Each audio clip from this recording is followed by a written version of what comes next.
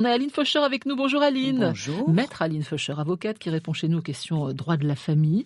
Une étude vient de sortir, tiens, je l'ai devant les yeux. Alors déjà dire à nos auditeurs qu'ils peuvent nous appeler pour vous poser en direct des questions au Bien 03 sûr. 83 36 20 20. Je les attends. Une étude commandée par l'Union nationale des aménageurs et de l'École supérieure des professions de l'immobilier vient de montrer que la France avait besoin de 400 000 logements supplémentaires. Vous allez me dire quel rapport avec le sujet ? Bah si, parce que la principale cause du manque de logements en France, d'après cette étude, c'est le divorce. Vous confirmez, maître ? Oui. Ouais, problème de... C'est un gros sujet au moment du divorce. C'est un gros sujet aussi au moment des séparations quand on n'est pas marié. Oui, de toute façon, le logement familial, le domicile conjugal quand on est marié, est un sujet éminemment brûlant. Alors comment ça se passe en général ? On vend quand on a une maison, on la vend, ou alors il y en a un qui garde, qui reste dedans Alors, il n'y a pas de règle, mais une chose est sûre, c'est que quand on a fait un investissement immobilier, qu'on est marié ou qu'on n'est pas marié d'ailleurs, une fois qu'on est séparé, eh bien, on divise quand même en deux la source de revenus.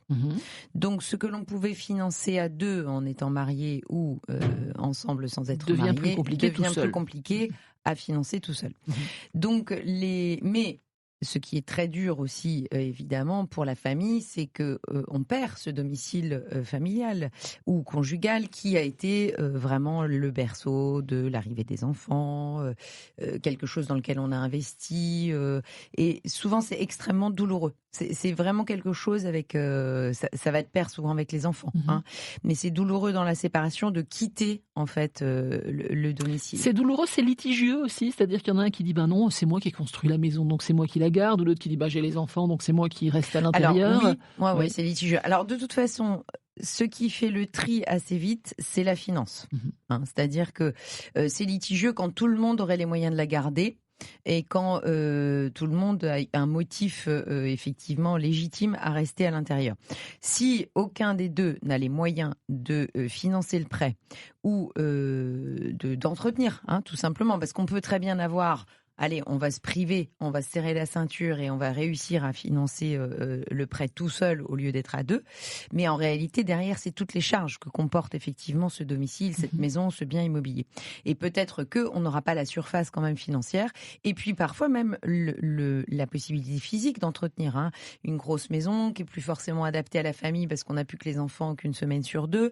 Voilà, l'entretien courant quand on est tout seul au lieu d'être à deux, c'est compliqué. Alors deux mauvaises idées. La première, rester, alors souvent parce qu'on n'a pas les moyens financiers, dans le même logement. Est-ce que c'est possible de se séparer ou de divorcer et de rester dans le même logement ? Alors c'est possible, mais alors ça se fait souvent sur un temps très court et finalement de manière contrainte, hein, parce que financièrement on n'a pas les moyens de partir, parce que on n'a pas la surface financière pour un bailleur, pour prendre à bail, parce que on n'a pas la surface financière et on pourrait prétendre à un logement social, mais on est sur la liste d'attente et on n'est pas allocataire tout de suite de ce logement-là. Donc ça aussi, ça complique un peu la donne. Donc bien souvent, les couples, je dirais presque nécessité fait loi, ils vont réussir à se donner les moyens de rester dans le domicile, le temps de prendre ces fameuses décisions impactantes financières ou le temps d'avoir ce fameux logement qui sera attribué à l'un ou à l'autre. Autre mauvaise idée, ne pas régler les choses, c'est-à-dire qu'il y en a un qui part, alors c'est souvent monsieur qui prend un petit appart. Alors pas dans le cas d'un divorce, parce que j'ai l'impression que le divorce, quand on est marié, ça règle quand même les choses, mais dans le cas d'une séparation, simple, on est concubins, il n'y a rien d'écrit, monsieur s'en va prendre un petit appart, et puis madame va rester dans la maison parce qu'on a décidé tous les deux que ce serait comme ça avec les enfants, et puis le temps va passer, 5 ans, 10 ans, pouvoir faire notre vie, mais on n'a rien réglé finalement. Alors, si on règle rien et qu'on a acheté ensemble, il y a quelque chose qui va se régler assez vite, c'est les échéances du prêt. Ouais. Donc, les échéances du prêt vont faire que les deux ex-concubins qui sont co-emprunteurs sur le contrat de prêt, effectivement, ils vont être tenus tous les deux au remboursement du prêt. Donc, s'il y en a un qui part et qui dit « moi, je paye plus le prêt », l'autre se retrouve dans la maison un peu coincé, parce que certes, il peut très bien y rester, occuper les lieux, puisque ces lieux sont en indivision, d'accord ? On n'est pas mariés, donc c'est pas dans la communauté, mais on est ensemble et on a acheté ensemble, on a acheté en indivision. D'accord. Le règlement de cette indivision, il est prévu par le Code civil. Il n'y a pas de difficulté. Tout le monde connaît l'adage que nul n'est censé rester dans l'indivision quand il n'a plus envie Mmh. d'y rester. Donc une personne qui resterait dans le logement vis-à-vis de l'autre serait tenue à une indemnité d'occupation. Un petit loyer en quelque Donc un sorte, petit un loyer, demi-loyer? un demi-loyer, Mmh. tout à Oui, fait, moins oui, 20%. C'est ouais, comme ça qu'on... ouais. C'est pas un demi moins 20, ou Alors, alors c'est un demi et faut que sur je le révise mes demi, moins maths. 20. D'accord, Voilà. OK. Donc, il y a une petite réflexion. Donc, Ouais. on doit déjà, en fait, se mettre d'accord sur le montant de cette Mmh. indemnité Ouais, d'occupation et puis ensuite sur la prise en charge du prêt. Si personne n'est en capacité de prendre en charge le prêt, celui qui est dans la maison, ouais, il va pas rester. ouais, Pourquoi? Parce que la banque, ouais, elle s'en fiche. ouais. Elle va poursuivre le règlement de son prêt. Mmh. Donc, elle va d'abord essayer comment, de piquer sur vos comptes le montant du prêt. Et ensuite, si elle n'y arrive La pas, banque n'a pas effectivement, de elle va cœur. faire vendre la maison puisque Oui, bien souvent, elle est oui, hypothéquée. oui. Donc, Mmh. on a un problème. Alors, quand il y a un problème bancaire, Mmh. souvent, encore une fois, on trouve les solutions Mmh. parce qu'on est pris à la gorge par Ouais, la banque. La difficulté, elle tient plutôt à on a fini de rembourser. ouais. On a fini de rembourser celui qui reste effectivement dans le domicile et qui fait de la résistance alors que on sait qu'il n'a pas franchement les moyens non plus ou que en tout Mmh. cas il doit quelque chose pour y rester, hein, c'est normal. On est en indivision, il doit quelque chose. Bah, celui-là, il peut effectivement faire de la résistance et finalement l'autre ne bénéficiera de son indemnité d'occupation, voire même de la soulte qui lui est due au titre de la moitié de la Mmh. valeur du bien Mmh. parce qu'il n'y est pas dedans, au terme d'une procédure judiciaire qui peut être Mmh. un peu longue. Ouais. Donc ça peut être vraiment agaçant. Donc régler les choses en fait, hein, Voilà. quand on se sépare, on se sépare.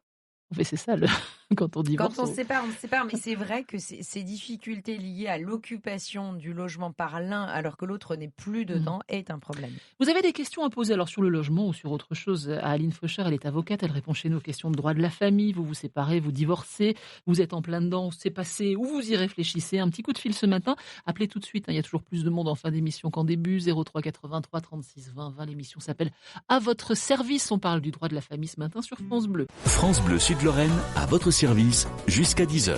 On est avec Aline Faucher, elle est avocate. On parle des questions de droit de la famille ce matin sur France Bleu Lorraine. Vous allez avoir du boulot. Ben Affleck et Jennifer Lopez sont en train de divorcer. Moi, je savais C'est la même pas qu'ils deuxième. étaient ensemble. Bah, mettez-vous au courant Ah, quand moi, vous faites je un suis nulle. effort. Alors, je suis bonne pour mes clients, je suis nulle pour les stars. Vous excusez. C'est la deuxième fois. Vous envoyez des doubles divorces. C'est- Non, mais si ça doit arriver. Mais oui, Des gens qui se remarient Mm. et puis qui se redivorcent. Mm. C'est quoi votre record? c'est pas si. 2, 3. Je crois que j'ai eu le troisième. Ah, vous avez eu Ouais, un triple j'ai eu un divorce. triple. Ah, ça, c'est le pompon quand Ouais. même. Ouais. Et ça se passe mieux, je veux dire, ou alors à chaque fois, on est un cran, un cran En plus fait, loin ça dans la s'est jamais haine. trop mal passé. D'accord. Voilà, Mmh. les deux premiers se sont jamais mal. En fait, les gens qui se remarient derrière, ça veut dire qu'il n'y a pas eu un divorce trop conflictuel. D'accord. Ok. Ouais, non, mais c'est vrai, c'est pas forcément un conflit ouvert, donc. 03 83 36 20 20. Vous nous appelez pour poser des questions à Maître Aline Faucher. Elle est avocate spécialisée en droit de la famille. Non, elle n'est pas spécialisée. Elle répond chez nous aux questions de droit de la famille au 03 83 36 20 20. D'ailleurs, le droit de la famille, c'est vrai qu'on limite souvent ça au divorce, aux séparations. Il n'y a pas que ça dans le droit de la famille. Alors, il y a les successions. Ah oui, c'est pas les notaires, ça. Ah bah, c'est effectivement nos meilleurs alliés pour régler les successions, puisque c'est eux qui s'en chargent. Mais en revanche, quand il y a un litige au sein de la succession, on est quand même obligé de passer devant le D'accord. juge pour trancher une des questions. Et là, il faut un avocat. Et là, il faut un Mhm. avocat. Ouais. Quoi d'autre? Pareil, les liquidations de régime matrimonial, mais ça va un peu avec le divorce. Tout ce qui est adoption, ça vous Oui. faites? Ouais, bien sûr. Ouais, Ouais. ouais. Alors après, c'est moins fréquent. Hein. C'est Ouais. pas un contentieux qui est très fréquent, en fait, Ouais. les adoptions. Mais oui, ça relève aussi de ça. La filiation, Ouais. ça relève aussi du droit de la famille. Tout ce qui est changement de nom à l'état civil, ça vous fait ou pas? Eh ben alors, depuis que les lois ont évolué sur ce point-là, il y a beaucoup de choses que les particuliers peuvent faire eux-mêmes. Hein, avant, il fallait solliciter, il fallait faire des requêtes auprès de l'État. Maintenant, tout ça, ça a été beaucoup assoupli, justement pour des motifs de séparation. Parce que les enfants qui avaient le nom du papa, une fois que le papa les avait un peu laissés tomber ou qui n'avaient plus le lien avec le papa, ils voulaient reprendre le nom de la maman. Donc tout ce qui est relatif à l'état civil et au nom, ça a été très très assoupli. Donc il y a beaucoup de choses que les justiciables peuvent faire eux-mêmes. 03 83 36 20 20, vous voulez poser des questions à Aline Fauchard. Qu'est-ce qui se passe ce matin? Mais qu'est-ce qui se passe-t-il? Plus personne ne divorce, mais que vont devenir les avocats? Pensez un petit peu à eux. C'est vrai. Eux aussi, ils ont une famille, des vacances. 03 83 36 20 20. Vous avez des questions à poser ce matin. Il y a un petit souci dans la famille, un litige sur les enfants, sur la maison, sur sur l'argent. Eh bien, vous pouvez poser vos questions ce matin au 03 83 36 20 20. Aline Fauchard est avec nous jusque 10h sur France Bleu Lorraine. Maître, nous allons accueillir Louise. Quel joli prénom, qui nous appelle de Nancy. Bonjour Louise. Bonjour à tous, bonjour. Alors, expliquez-nous votre cas, Louise. Alors moi j'ai une question, en fait j'aurais voulu avoir un renseignement. J'étais avec un compagnon pendant 1 an et demi. Nous avons acheté donc ensemble, Oui. en copropriété bien sûr, nous ne sommes pas mariés, pas pacsés, rien du tout. Et il est parti, ça fait maintenant plus d'un an. Et moi je me retrouve seule dans la maison Oui. parce que j'ai des gros soucis de santé. Je suis en arrêt depuis 3 ans, Oui. j'ai des soucis de santé et je passe en invalidité là en fin d'année. D'accord. Et ma question était quels sont mes droits, parce que là pour l'instant il a plus voulu payer, c'est-à-dire que moi je payais ça, moi je suis pris en charge par le CNP sinistre créé, ça, par Oui. l'assurance de mon prêt, et lui refusé, donc il est parti, il a refusé de continuer à payer. Donc l'assurance du prêt, elle ne prend que votre part, c'est ça, Oui, en c'est ça, charge. parce qu'on Et donc, on a acheté en copropriété, voilà. c'est vous qui Et, payez pour l'instant sa part.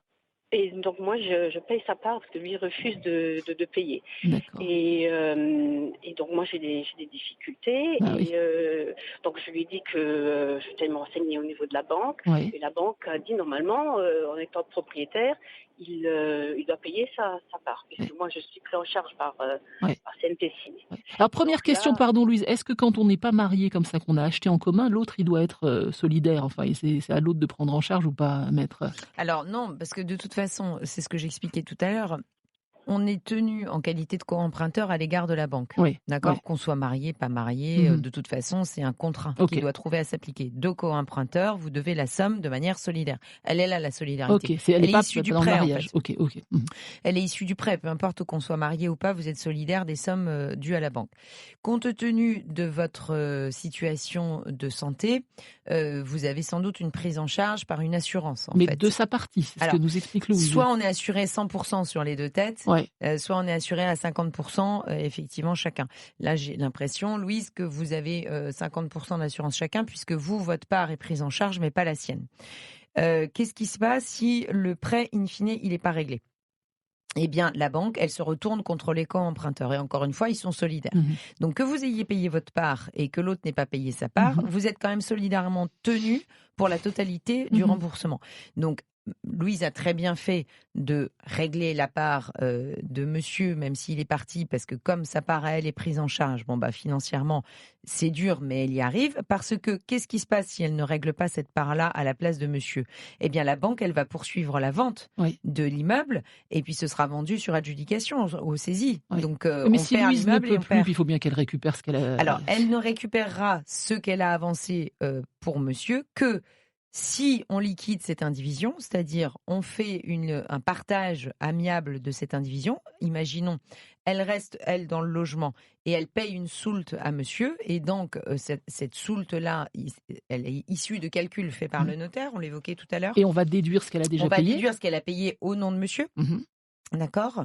Et elle aura quelque chose à lui verser. Il faudra qu'elle conserve le prêt à sa charge, elle le renégocie et elle paye une soulte à monsieur. Ou alors, Et il n'y a alors pas là, de valeur nette et à ce moment-là, elle prend en charge juste le prêt pour elle. et dans ce cas-là, l'assurance, elle va prendre en charge tout ou pas, puisqu'on renégocie et qu'on recommence à zéro, non? Alors ça, c'est un problème pour le coup.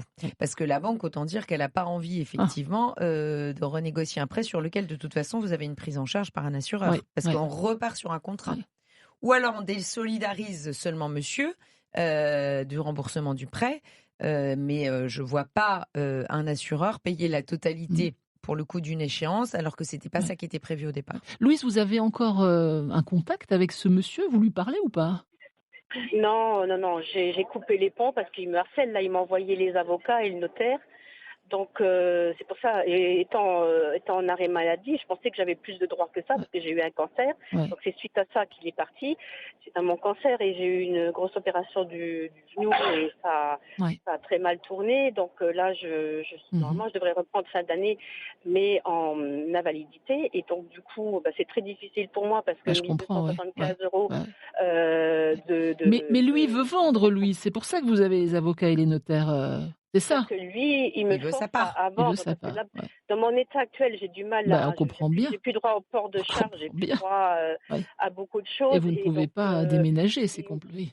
Voilà, il ne me faut pas de stress, il y a beaucoup de choses qui rentrent en ligne de compte. Raté. Et là, donc, je me mets tout ça sur le dos. Donc, il n'y a pas plus de droits, c'est ça la question. Elle n'a pas plus de droits, Louise, parce qu'elle est malade et qu'elle est handicapée ou qu'elle a eu un cancer. Maître, il n'y a pas plus de droits. Sur le fond, elle n'a pas plus de droits, ça c'est clair. Lui, il faut bien voir qu'il est propriétaire de la moitié de la valeur du bien et que lui, effectivement, il n'y est plus, qu'elle, elle l'occupe finalement. Et le fait de régler à sa place, en quelque sorte, le prêt, on va compenser avec cette indemnité d'occupation. C'est-à-dire que lui, il pourrait réclamer simplement une indemnité d'occupation pour le temps passé dans le bien avant qu'il ne soit vendu. Donc lui, il n'est pas 100% perdant dans cette histoire si elle reste dedans. Elle est tenue à cette indemnité d'occupation. C'est une obligation. Mais sauf que malheureusement pour lui, cette liquidation des sommes qui sont dues au titre de l'indemnité d'occupation, elle se fait au moment du partage. Donc lui, il est dans l'attente de quelque chose qui ne viendra qu'au terme d'une procédure judiciaire. Motif pour lequel, et vous avez raison Nathalie, il va faire une procédure. Quel conseil on donne à Louise ? Eh bien, Louise, vous restez dans les lieux. Le temps de la procédure, de toute façon, ça va être long. Elle continue de payer ou pas ? Vous continuez de payer la part de monsieur. Vous serez tenu à terme d'une indemnité d'occupation, mais elle sera compensée en réalité par les sommes que vous avez payées. Donc, il n'y a pas de difficulté à ce que vous vous tracassiez pas et que vous fassiez un peu de la résistance passive, je dirais, en restant dans les lieux du fait de son état de santé. Mais il faut continuer à payer et ça, c'est compliqué. Il faut continuer à payer parce que la banque, elle, en revanche, elle ne fera pas de cadeau. Bon, Louise, on vous souhaite beaucoup de courage. Et il y aura forcément une éclaircie, un arc-en-ciel un jour. On vous embrasse, Louise. J'espère. Oui, merci beaucoup. Bonne journée. Merci beaucoup. 03 83 36 20 20. Vous avez des questions à poser à notre avocate Aline Faucheur. Ce sont les questions de droit de la famille ce matin jusqu'à 10h. 03 83 36 20 20. On a beaucoup parlé du domicile ce matin. Moi, j'ai toujours, quand on se séparait, quand on avait ce projet de divorce, il fallait pas quitter le domicile familial. C'était ça reste quand même bien ancré dans les. Et c'est pas vrai. Souvent, on me demande l'autorisation à moi. Est-ce que vous croyez que je peux partir ? Et Aline dit cassez-vous. Non mais c'est vrai, on dit moi, abandon je leur donne du le domicile. conseil de partir quand ils sont au bord du gaz, quand même. Mais ça n'existe pas, cet abandon de domicile familial. C'est pas l'abandon du domicile en tant que tel qu'on reprocherait à un époux, c'est l'abandon du domicile, de l'épouse, des gamins et de la finance. Voilà. Qui partent parce que effectivement ils sont au bord du craquage et l'un et l'autre et que ça va faire du dégât physiquement. Il vaut mieux partir. On abandonne le domicile avant que de faire du dégât. Donc là-dessus, non, il n'y a pas de problème. En revanche, ce sont les conditions du départ qui pourraient être fautives. C'est-à-dire qu'on part en laissant, encore une fois, femme, enfant. Alors c'est moche parce que déjà je genre le départ. Il faut dire que c'est ce qui est le plus souvent. C'est souvent le plus souvent, mais une épouse qui quitterait le domicile en laissant les enfants au domicile, pas d'argent et un mari effectivement aussi dans l'embarras, ce serait tout à fait fautif. Donc en tant que tel, l'abandon du domicile conjugal, ça n'est pas que c'est interdit, c'est que ça peut constituer une faute dans le cadre du divorce pour faute. Donc on déconseillait l'abandon du domicile conjugal si on voulait pas tomber sous le coup d'un divorce pour faute. Le divorce pour faute étant quand même aujourd'hui un peu moins Il existe toujours. Moi, je pensais qu'il n'existait plus. Oui, bien sûr. Ça aussi, les huissiers au petit matin pour l'adultère. Oui, mais c'est parce que il n'y a plus de conséquences financières de la faute à proprement parler. Donc, il présente moins d'intérêt ce divorce pour faute. D'accord. Voilà. J'ai pas le droit non plus. Monsieur part acheter le pain, il revient, j'ai changé les serrures, j'ai pas le droit non plus. Alors, je vous vois hésiter. Je me dis, tiens, on m'a jamais posé cette question. Non, s'il va juste chercher le pain, non, on change pas les serrures non plus. Mais en revanche, lorsque le domicile conjugal, donc dans le cadre d'un divorce, là, cette fois, a été attribué à l'un des époux, Mmh. si on est propriétaire à 2, que dans le cadre des mesures provisoires, c'est-à-dire ces mesures qui sont prises tout de suite au début de la procédure de divorce, on va bien souvent, ce domicile conjugal, il fait l'objet d'une discussion devant le juge.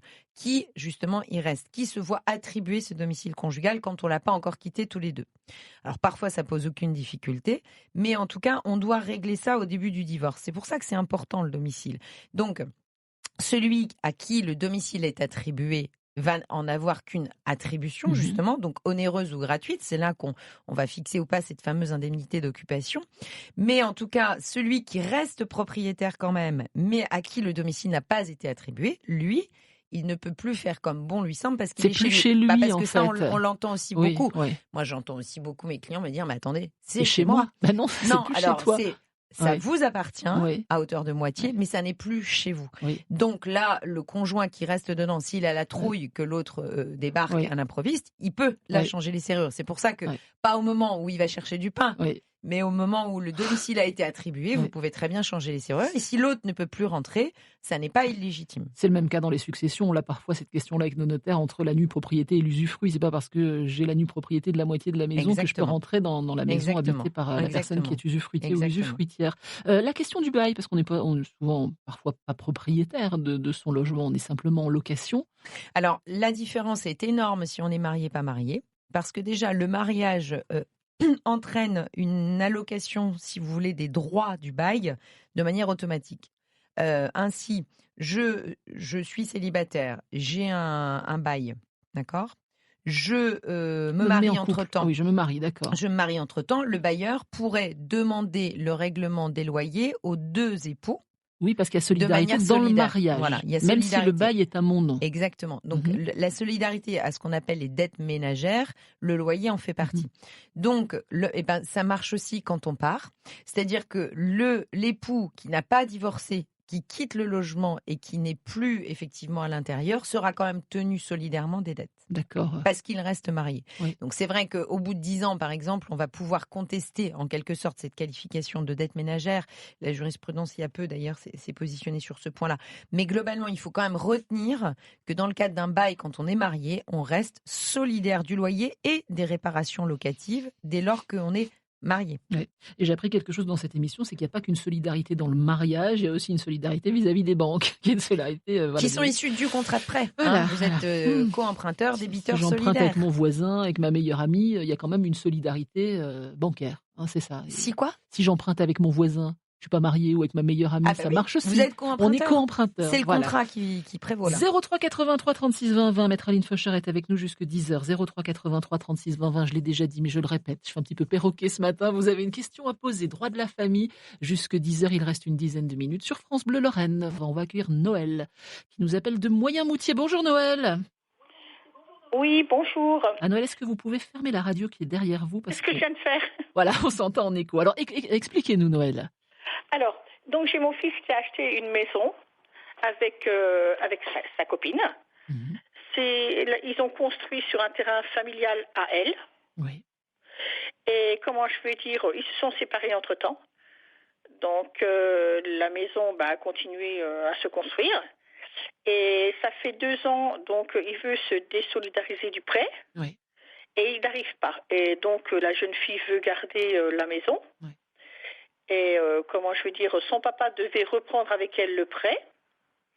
Mais comment je veux dire, il y a un problème d'assurance vu qu'il approche des 60 ans. Quoi. D'accord, donc ça se fait pas. Petite question préalable à Maître Faucheur.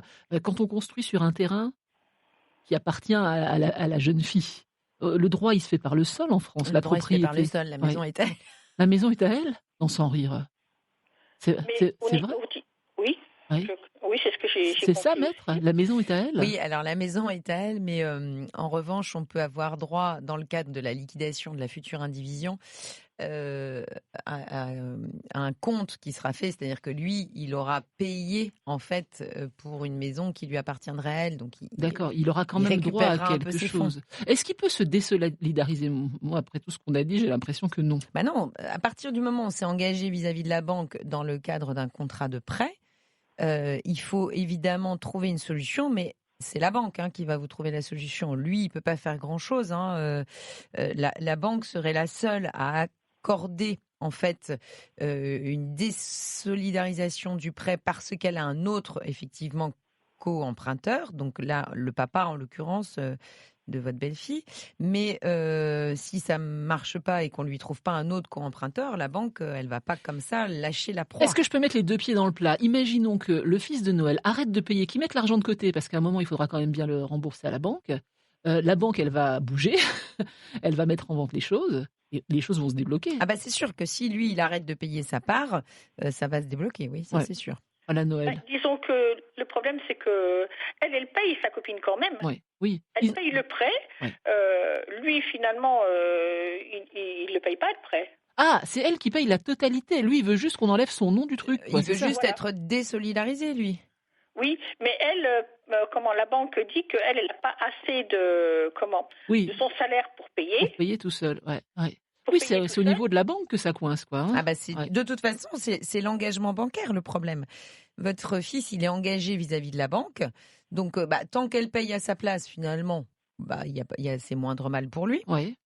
Mais le jour où elle arrêtera de payer, la banque pourrait se retourner aussi contre lui. Oui, donc on comprend qu'il n'ait plus envie d'avoir affaire à... Voilà, parce qu'ils sont séparés, donc il ne veut plus payer parce que lui, il veut avancer dans la vie. On comprend bien. Il veut acheter un autre bien, mais bon, il est coincé. Pour acheter un autre bien, il est coincé par ses engagements. Alors, quel conseil on donne au fils de Noël, maître ? Le conseil que je donnerais, c'est qu'il faudrait pouvoir régler... Parce qu'en plus... Il a acheté avec elle... Non, le terrain lui appartient à elle. Lui, il n'a rien acheté, en fait. Il a juste emprunté. Oui, il a juste emprunté pour la maison qui est construite sur ce terrain. D'accord, mais je veux dire, il a rien... Parce que s'il a rien réglé du tout et qu'il n'a rien acheté du tout, c'est juste, effectivement, un problème de solidarité avec la banque. Donc, ça peut se régler, mais avec la banque, uniquement. Il n'y aura pas d'autre solution que la solution bancaire, en fait. Il faut se mettre à trois autour de la table avec la banque et dire voilà où on en est. Moi, je veux juste ne plus être co-emprunteur. De toute façon, c'est pas moi qui règle. Je vais disparaître dans la nature, donc il vaudrait mieux que la banque accepte un autre co-emprunteur. Oui, il n'y a que la discussion qui peut... Légalement, il faut mettre un terme au contrat par lequel il est engagé vis-à-vis de la banque. Bon, Noël, il m'a l'air bien gentil, votre fils, mais tout le monde m'a l'air de bonne volonté dans cette histoire-là. Sauf qu'on n'arrive pas à sortir de l'histoire. Ah non, ça fait 2 ans, on tourne en rond oui, c'est comme ça. Il n'arrive pas... On ne vous a pas beaucoup aidé. On vous embrasse, Noël. Bon courage à vous tout de même. Merci beaucoup. Au revoir. C'est vrai que la question du logement, on pourrait en faire des émissions. On peut en faire plusieurs. 03 83 36 20 20, ça c'est notre numéro. Vous pouvez continuer à appeler. Maître Faucheur revient dans 15 jours. Donc les questions, on les garde et elle y répondra à ce moment-là. On réécoute cette émission sur francebleu.fr. Il me reste à vous souhaiter une bonne semaine, beaucoup de divorces. Merci beaucoup. Je vous souhaite toujours beaucoup de mariages au notaire.